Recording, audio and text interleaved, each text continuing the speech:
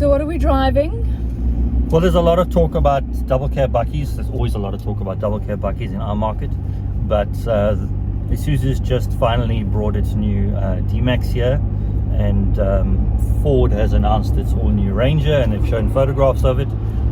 VW has shown artist impressions of its new Amarok, but this is the bakkie that regularly outsells them all, and this is a Toyota Hilux, and this is the top of the range currently. Top of the range Hilux. So this is a Legend. This is an RS, which stands for roller shutter, but we'll get to that. 4x4 automatic, and yeah, it's very nice. What are the pros? So Toyota's evolved its Hilux package over the years, lots of years, and it's earned its stripes in terms of being reliable, rugged. It's got good resale value. Toyota has updated the engine, so it's got 500 Newton meters of torque, so it's competitive in terms of its rivals. It's pretty much bulletproof. The infotainment system is up to date. It's got new safety systems, so collision avoidance. So they've brought the Hilux package up to date quite nicely. What are the cons? The cons, the Hilux is a very well put together package, and it feels very well put together. The downside to that is it's quite firm on the road. Its ride quality isn't up there with the likes of the Amarok, the Mitsubishi Triton, the Ford Ranger.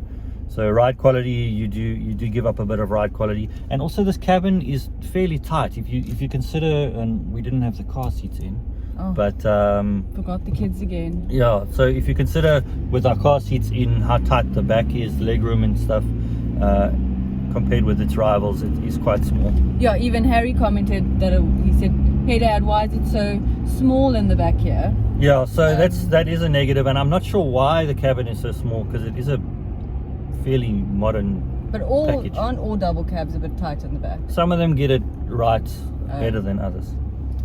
What are the competitors?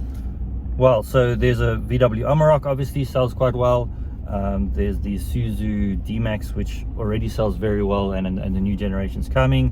Everything from Mitsubishi Triton. There's even a Mazda. There's a lot of them. But Ranger. I wanted to, well, the Ranger, funny you should mention. So what I want to do is count to 3, and I'm going to take you somewhere.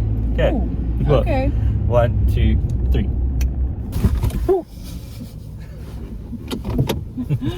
That's funny. So what is this? So I said that the Toyota Hilux regularly outsells pretty much everything else in the market in South Africa. A lot of that's to do with fleet sales, though, we must remember. But this is the car that's given the Hilux the biggest headaches over the past few years. And this is a Ford Ranger, the current generation one. And until the all-new one comes towards the end of the year, this is and then there's the Raptor, which is higher than this. But this is a Storm Track, which replaced the Wild Track, and it's top of the range. What are the pros? Well, immediately, I think it's more comfortable. I think the ride, if the ride's not better, the seats are more comfortable. It definitely feels more like you're sitting in it and not on top of it. The cabin is bigger, I think. The seats definitely seem further back, and the kids felt more comfortable in the car.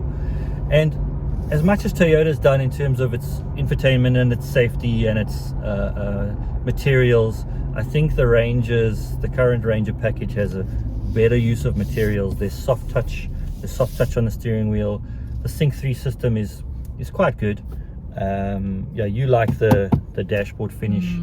And the stitching. Yeah, all that. Even to the point where that Toyota Hilux we were driving is the RS model, so and RS stands for roller shutter, and I seem to have broken that one. But the Hilux. Yeah, but the Ranger comes with a roller shutter, and in the Ranger you can open it via the key, or in the cabin, or on the side of the buck. And in the Hilux, at least I'm very mistaken, you can only do it on the side of the buck. So even things like that, Ford seems to have just got the measure of things from that point of view. I can't talk to reliability, but I mean, it's well known that the Hilux will go forever and probably won't break down, and the resale value will be great. you can't speculate on what a Ranger. I think people buy a Ranger if they're more driving around the city and stuff. Whereas a Hilux, if you're a farmer or you head out camping every weekend and you're going to a farm, that would probably be a better buy. But I think this is a nicer bakkie for everyday. Yeah, so lifestyle. Yeah, lifestyle. So the Amarok also. Oh, that's the nicest out of all of them. Well, Amarok put big pressure on the lifestyle market, and the Ranger isn't far behind in terms of comfort and living with it from a lifestyle point of view. And that kind of forced Toyota's hand in terms of lifting the level of refinement and technology within the Hilux package. So the Hilux, obviously, you can travel with it, you can camp with it, but the arrival of things like Amarok and the Ranger, and certainly in Wild Track and Storm Track, you don't often see a very dirty Ranger. Yeah, people like to keep them. Yeah, and the latest thing is the bike racks on the back. Yeah. So yeah, it's very much a lifestyle bakkie, and I think they do it very well. And I think Toyota isn't far behind, but I think the Toyota is more adventure focused, off-roady, that kind of thing. What have we done? Pros, cons? If fuel consumption is much of a muchness, this is a 2-liter bi-turbo engine. The Hilux has got a 2.8-liter engine, but similar power figures. This has got a 10-speed automatic gearbox, which I don't quite understand, but depends on how you drive. Either of them, the fuel consumption will be similar. And the big question, what would you buy? Right now, I think I'd buy a Ranger, and I think the new one's going to raise the game even more. So the new one's got a big touchscreen, and I think comfort will be up there, hopefully refinement. I think I would buy this over the Hilux, if only because this is a more relaxing drive from an everyday point of view for what we need it for. Yeah. And I didn't ask you the price. Well, that Toyota was 912,000 Rand. This one is the top of the range one, 4x4. This costs 860 odd. So that's a big difference. So you could do a lot of spec onto this. You can do the roof rails. You can do. That's a big difference. That is a substantial difference, which is quite surprising. Okay, so you would buy the Ranger. Between the 2 years, what would you buy?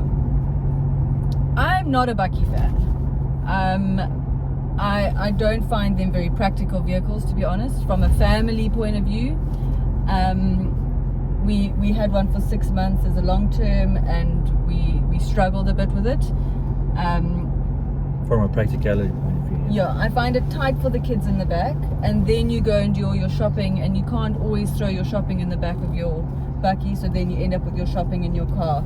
Or you go bike riding and you go and you stop at the shop, and now someone's got to stay in the car because you can't leave the bikes in the back of the car. So you would go. So if I had to going literally from the Hilux to the Ranger like we just did immediately, and I had to choose one right away between the two, I would go with the Ranger. I think it's more comfortable. I like the trim. I like the look. I think I have done a driving point of view, but from a passenger point of view, definitely the Ranger. But if I had that money and you were looking at something in the segment, we've just had an Everest, and I love that Everest. And for me, that was the most practical car we've had in a long time. Yeah, there's a lot to like about the Everest, and obviously all new Everest is coming. So if I had 900,000 Rand, that's what I would buy. If I had to buy something like this. I'd buy a Tiguan. It's smaller than an Everest though. Not much with the 7 seats. Oh, I didn't know that was... No, I think I like the Everest. I don't know, I haven't been in a Tiguan. But yeah, so that's my opinion. But otherwise, it's been fun. It's been nice to be able to get from one into the other and do a proper comparison actually. Journalism. Well, here we go. Consumer journalism. Woohoo. Cool. Cool.